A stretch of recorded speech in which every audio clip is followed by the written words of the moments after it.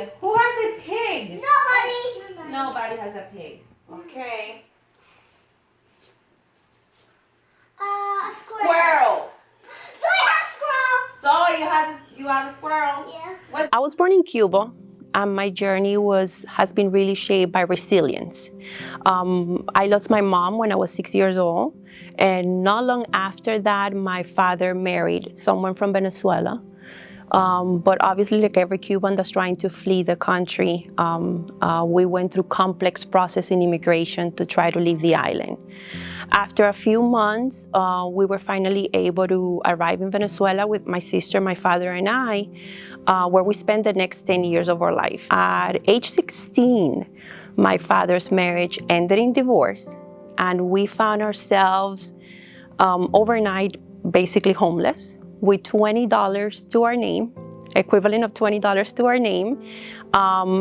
Luckily for us, some kind friends took us in.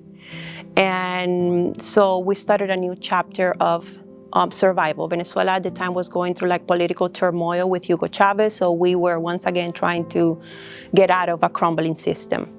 After a year hardship, my father reached out to some family and friends in the US who came together and raised about $5,000. And with that money, we were able to start the immigration process, basically like buying our way out, literally. But we couldn't come in an airplane, so we had to cross the Mexican frontier. And I vividly remember my father telling me, as soon as I get out of the car, you need to get out right next to, as soon as I get out, you get out and make sure you touch the ground. So that was the start of my life in the United States, a life that later on through my experiences will inspire me to serve people that have gone through or that were navigating difficult systems and circumstances like I did. Growing up wasn't easy, but she persevered, now giving a voice to children and dedicating her life to helping others. I think that my inspiration grew naturally through my experience in the classroom and later on as an ESC specialist. I've been working with kids and families for about 12 years. And so, seeing these kids and working these kids day to day, my work wasn't just teaching. I was really supporting, guiding, and advocating for families and sometimes fighting for what these kids needed. I feel that the biggest misconception is that these kids can't.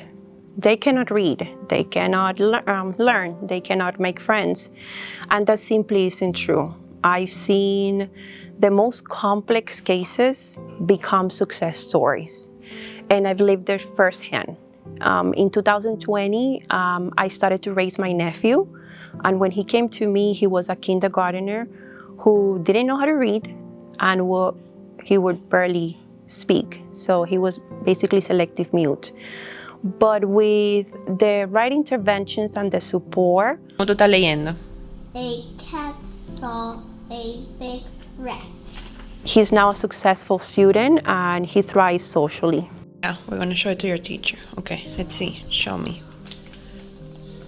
Make long after hold. I've been very lucky because my husband has always been like my #1 cheerleader. But I've also struggled with insecurities. When I came to this country, I was extremely self-conscious of my accent. And then one day I saw Sofia Vergara on TV.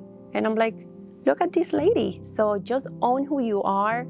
Always try to be 1% better than you were yesterday. Keep evolving.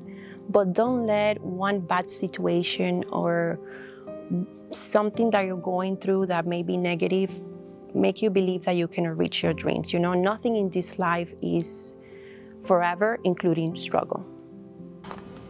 It's not just about advocacy or education, it's about finding a place where the children belong. I'm Kari Schleicher, reporting.